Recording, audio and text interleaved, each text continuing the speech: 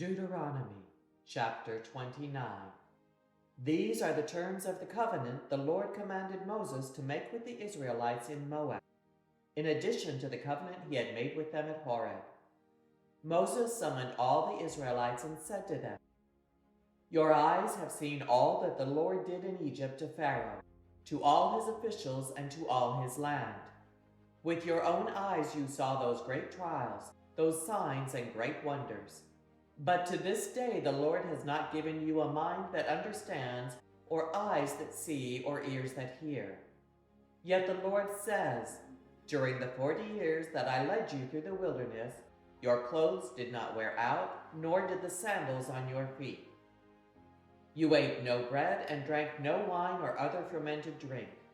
I did this so that you might know that I am the Lord your God. When you reached this place, Sihon, king of Heshbon, and Og, king of Bashan, came out to fight against us. But we defeated them. We took their land and gave it as an inheritance to the Reubenites, the Gadites, and the half-tribe of Manasseh. Carefully follow the terms of this covenant, so that you may prosper in everything you do. All of you are standing today in the presence of the Lord your God, your leaders and chief men, your elders and officials, and all the other men of Israel, together with your children and your wives, and the foreigners living in your camps, chop your wood and carry your water. You are standing here in order to enter into a covenant with the Lord your God, a covenant the Lord is making with you this day and sealing with an oath, to confirm you this day as his people, that he may be your God as he promised you, and as he swore to your fathers, Abraham, Isaac, and Jacob. I am making this covenant with its oath not only with you, who are standing here with us today in the presence of the Lord our God, but also with those who are not here today. You yourselves know how we lived in Egypt, and how we passed through the countries on the way here. You saw among them their detestable images and idols of wood and stone, of silver and gold. Make sure there is no man or woman, clan or tribe among you today whose heart turns away from the Lord our God to go and worship the gods of those nations. Make sure there is no root among you that produces such bitter poison. When such a person hears the words of this oath, and they invoke a blessing on themselves, thinking, I will be safe, even though I persist in going my own way, they will bring disaster on the watered land as well as the dry. The Lord will never be willing to forgive them. His wrath and zeal will burn against them. All the curses written in this book will fall on them, and the Lord will blot out their names from under heaven. The Lord will single them out from all the tribes of Israel for disaster, according to all the curses of the covenant written in this book of the law.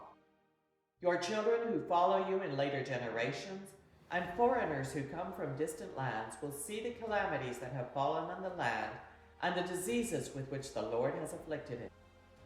The whole land will be a burning waste of salt and sulfur, nothing planted, nothing sprouting, no vegetation growing on it. It will be like the destruction of Sodom and Gomorrah, Admah and Zeboim, which the Lord overthrew in fierce anger.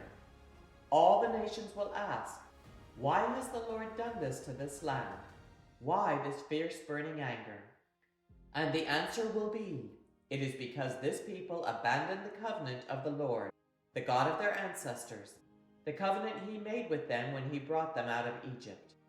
They went off and worshipped other gods and bowed down to them, gods they did not know, gods he had not given them.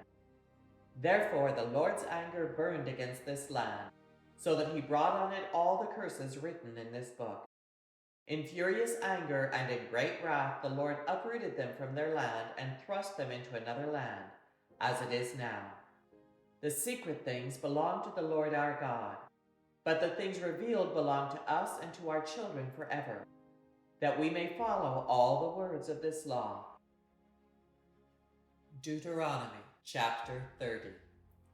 When all these blessings and curses I have set before you come on you, and you take them to heart wherever the Lord your God disperses you among the nations, and when you and your children return to the Lord your God and obey him with all your heart and with all your soul, according to everything I command you today, then the Lord your God will restore your fortunes, and have compassion on you, and gather you again from all the nations where he scattered you. Even if you have been banished to the most distant land under the heavens, from there the Lord your God will gather you and bring you back.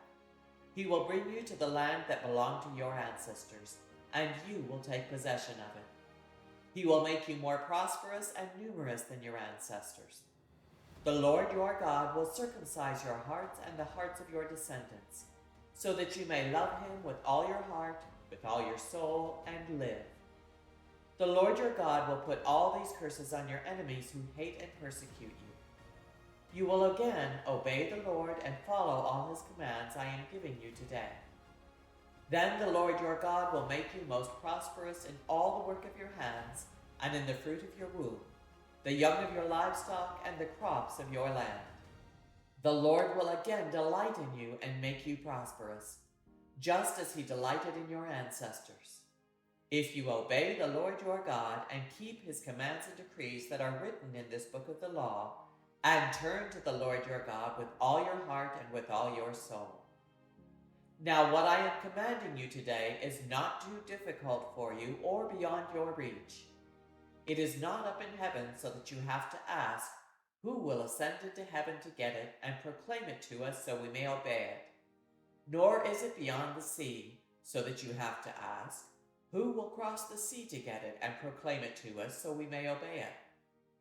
No, the word is very near you. It is in your mouth and in your heart, so you may obey it. See, I set before you today life and prosperity, death and destruction. For I command you today to love the Lord your God, to walk in obedience to him and to keep his commands, decrees, and laws.